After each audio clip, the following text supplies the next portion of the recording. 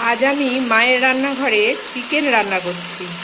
চিকেনটিকে ধুয়ে ভালো করে তারপর লেবু মাখিয়ে রেখেছিলাম। এবার আমি তেলে লবণ হলুদ দিয়ে ভাজছি। তবে এইভাবে রান্না করলে মাংসের যে একটা গন্ধ থাকে চিকেনের, সেই গন্ধটা থাকে না। এবার আমি তেলে 5 ফোড়ন দিচ্ছি। 5 ফোড়ন দিলে একটা সেন্ট আসে, অনেকে দেয় না, কিন্তু আমি দিই। এখানে আমি মশলা পেস্ট করে রেখেছি। এর মধ্যে আদা, জিরে, ধনে, টমেটো, হাফ টমেটো আছে, আর তেজপাতা আছে পেস্ট করা একসঙ্গে। পেঁয়াজ, রসুন, হলুদ অ্যাড করে মশলাটা আমি কষছি। তার সঙ্গে গরম মশলাও অ্যাড করা আছে। এবার আমি এর মধ্যে মাংস অ্যাড করে দেবো।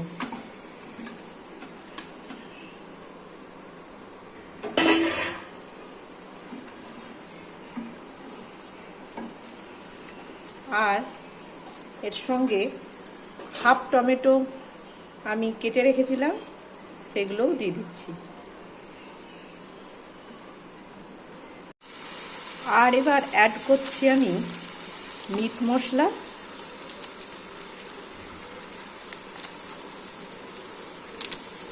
আর সামান্য লাল মির্চ।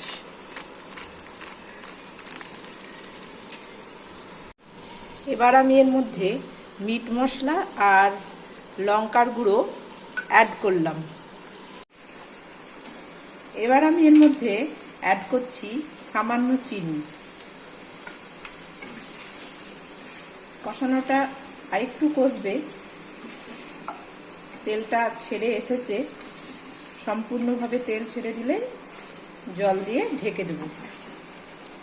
এবার আমি আগে থেকে ভেজে রাখা আলু সেদ্ধ করে এর মধ্যে দিয়ে দিলাম, আর সেই আলু সেদ্ধ গরম জলটাও এর মধ্যে অ্যাড করলাম।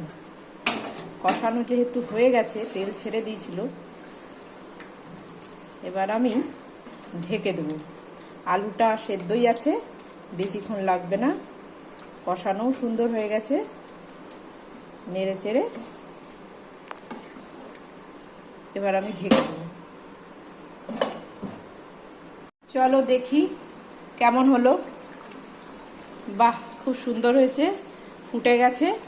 আর এর মধ্যে কিছুই অ্যাড করতে হবে না, গরম মশলাও অ্যাড করতে হবে না, যেহেতু আগেই আমি গরম মশলা অ্যাড করে রেখেছি।